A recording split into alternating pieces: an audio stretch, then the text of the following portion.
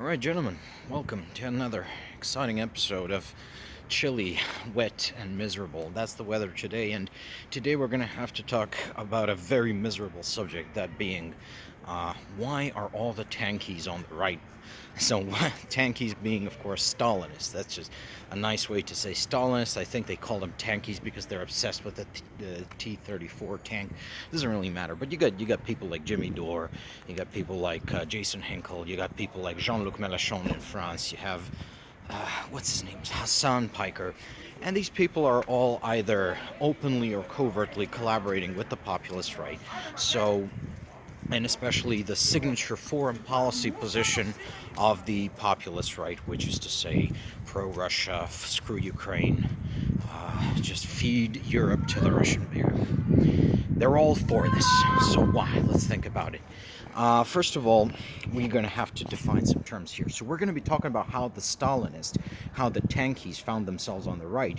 But before we do that, we need to take a look at the left. We need to take a look at the Western left. Now, the Western left has for a long time has had a mostly, I say mostly, one-sided love affair with the socialist, with the Bolshevik left. Now, this might confuse some of you who may be coming from the political right, and you've been told by I don't know, Fox News or whatever the fuck, that the Western left is Marxist, is Bolshevik.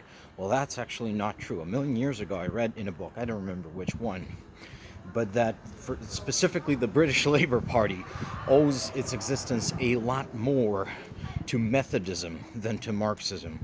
And I don't know, something about that sentence just stuck with me because it fits so perfectly. Now, I don't want to put the Methodists on call here, because that could easily mean any Christian denomination. And, you know, my favorite example is Pope Leo the 13th, regnal namesake of the current Pope Leo, who issued the Catholic social teaching in the early 20th century, which represented, let's call it an early form of progressive ideology, because the Pope, fearing the rise of communism, decided that Catholic princes, Catholic polities, should address the very valid concerns of workers and the poor and the middle class with regard to income inequality, loss of political power, worker protections, worker rights, early form of consumer rights as well. He found that this would be perfectly in accordance with Christian and Catholic dogma, and believed that if these concerns, these valid concerns of the workers, were met by governments, then the workers would feel no need to caucus with the, let's call it, anti-civilizational power of the communists, which I agree was fairly anti-civilizational. They were not good people, these communists. Anyways, that's just the Catholic end of it, but I would say that every pre-20th century Christian denomination, so every Christian tradition which does not originate in the 20th century, more or less has the same social teaching in really rough outlines. Obviously, we are talking about a vast tradition. And crucially, if you strip away the Christianity from it, if you make this secular and just leave the morality, what is left behind is essentially progressivism, is essentially what I believe Americans today would call democratic socialism, what Swedes would call Scandinavian socialism, what I prefer to call progressivism, just for clarity of meaning. But, Americans in chat assume I'm saying democratic socialism. That's really what it is. And that's the ideology. It is fundamentally Christian. There's no doubt about it. It loads upon Christian ideas of brotherhood of man, Christian ideas of sacrifice, and I don't think this is even remotely controversial. It is not, however, Marxist. Marxism is very, let's call it, dialectically materialist. It is aggressively anti-Christian, and it's completely different ideology. There is a lot more about hating the rich in Marxism than there is about loving the poor, and this is an observation that has been made by numerous Western leftists, including the arch Trotskyist, Mr. George Orwell. Now, that is really the theory of it. The praxis of it is that despite this difference, The appearance of a common goal between Marxists and Western leftists, the uplifting of the poor, the protection of workers, the protection of consumers, it was essentially created this very one-sided love affair, one-sided on the part of the Western left, which was nevertheless shattered in several key steps, several key, let's call them geopolitical steps, foreign policy decisions of the Soviet Union over the years. The first one, I believe, came in 1945. This was after the war was done, and this was after Roosevelt's death. Now, Roosevelt had the plan of essentially creating, he wanted a lot more, the United Nations to be a lot more powerful, and he intended to sort of share power with Stalin in his new world order. God. I uttered those words, and the algorithm's just going to send me to all four corners of Luna YouTube, right? That's what's waiting for me. Anyways, well, but then Roosevelt died, and Truman replaced him. And what happened was Truman, unlike Roosevelt, did not have a man crush on Stalin, so he could tell that Stalin was essentially taking advantage of the United States and the West and of Roosevelt, and was really just throwing away all the goodwill, just using Roosevelt's goodwill towards him for the gain of the Soviet Union and the Russian imperial project. So Truman, very wisely, I would say, moved the West and the United States to an antagonistic posture towards Stalin and Stalinism and Marxism. And of course, Truman is the first the last Western leader of the Second World War, the first Western leader of the Cold War. He was the architect of the Korea War, although that could have gone better, could have been done better, but let's not quibble about that now.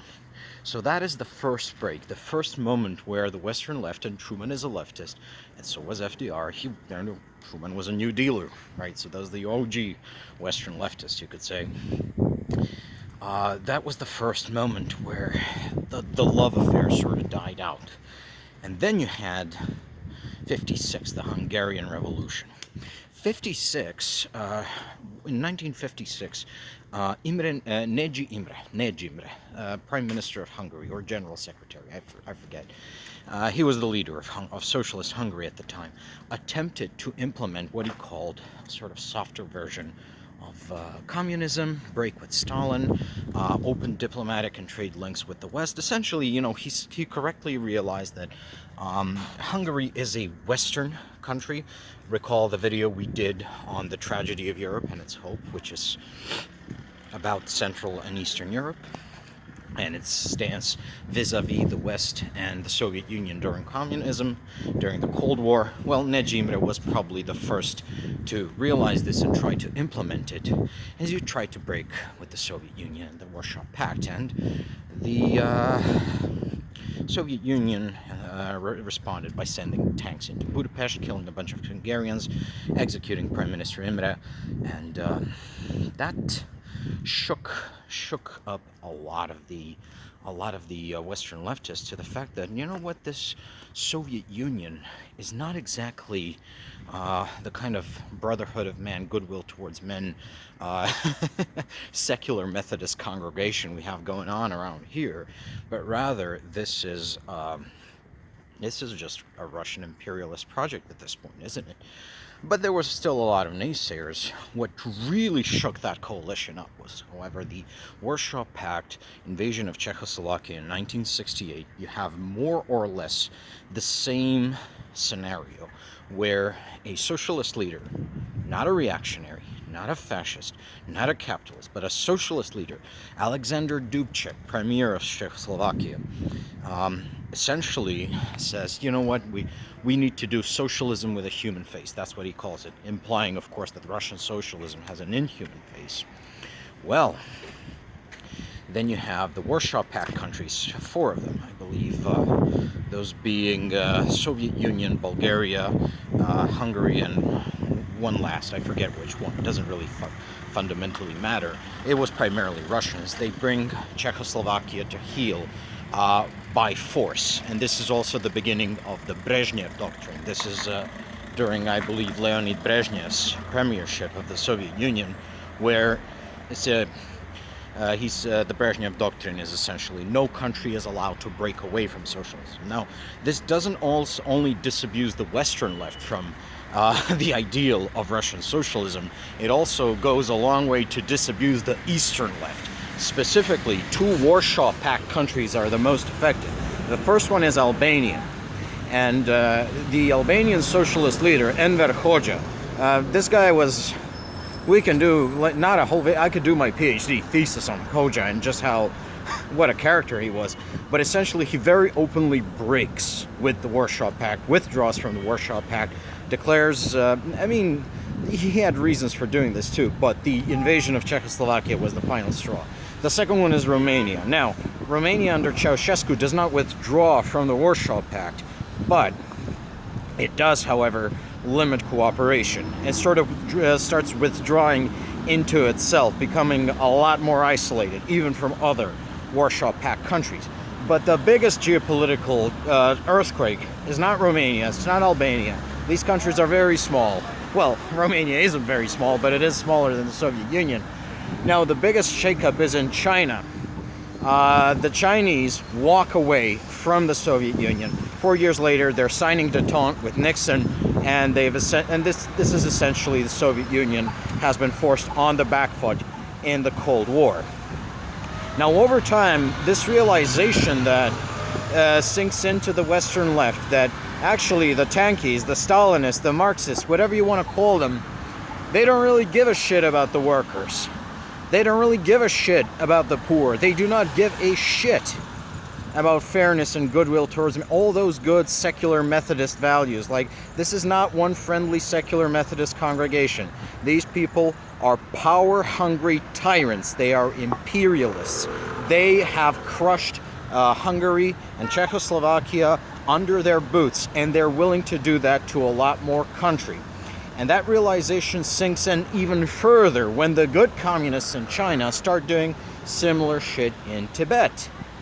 So it sort of dawns very slowly but surely on the Western left that, yeah, these people cannot be tolerated. So while the Western left still has as its ideal some theoretical version of, let's call it socialism, right? In practice, they're no longer willing to tolerate Stalinism. They're no longer willing to tolerate the tankie shit. But at the same time, something else is also happening on the, let's call it more extreme side of the Western right at the time. Now, these people, the extreme Western right has suffered the defeat of the millennium in 1945, and they very correctly locate, identify the forces of liberalism, of the Western left fundamentally, as the main bastards. They understand that their rivalry with the Soviets, notwithstanding how much Hitler was motivated by fear of and hatred towards the Soviet Union, notwithstanding all of that, these post-Hitler far-rightists in Europe correctly identify Western liberalism and Western progressivism as the main bastards. I don't know why people insist on the difference, but I would say that liberalism and progressivism are the same ideology, just shifted 100 years from one another. But let's not get into that right now. So, looking around for an ideology that will be antithetical to Western leftism, they find, yes, you believe it, Stalinism. They find Stalinism because fundamentally it is the rule of the Red Tsar, isn't it? It's authoritarian, has no patience for rights, it has no patience for minorities. Uppity minorities get deported to Siberia. And so why not? Why not Stalinism? Why not? And then they developed this very elaborate theory about how, well, Stalinism is just leftism, which has gone through its Bonapartism, which is actually Marxist. This is a Marxist theory of the evolution of leftist states, that essentially they degenerate into what they call Bonapartism. So they twist both the characters of Napoleon and Stalin to claim that Stalin was the Bonaparte, the Napoleon of the Soviet Union. Nothing could be further from the truth, but, You know, when when has that ever stopped the radical right from just inventing shit, huh? And so they turn Stalinist socialism, into this idol to be worshipped as a bulwark against the degenerate liberal West. So, what is to be done right now? Well, that leaves us here in the year of our Lord 2025, where you have both parties, both the tankies and the far right, dreaming about a grand red-brown alliance which will take down the decadent, leftist, liberal, whatever the fuck regime, and finally bring the completion of either German idealism or materialist, materialist dialectics to a conclusion in the West. You know, finally we can do it if we would but sweep those leftists aside.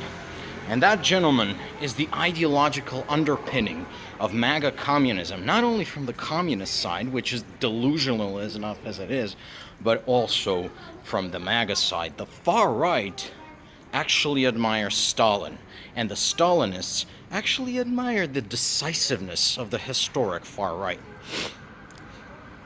And I think that's enough schizophrenia for today. I guess I'll see you in the next one.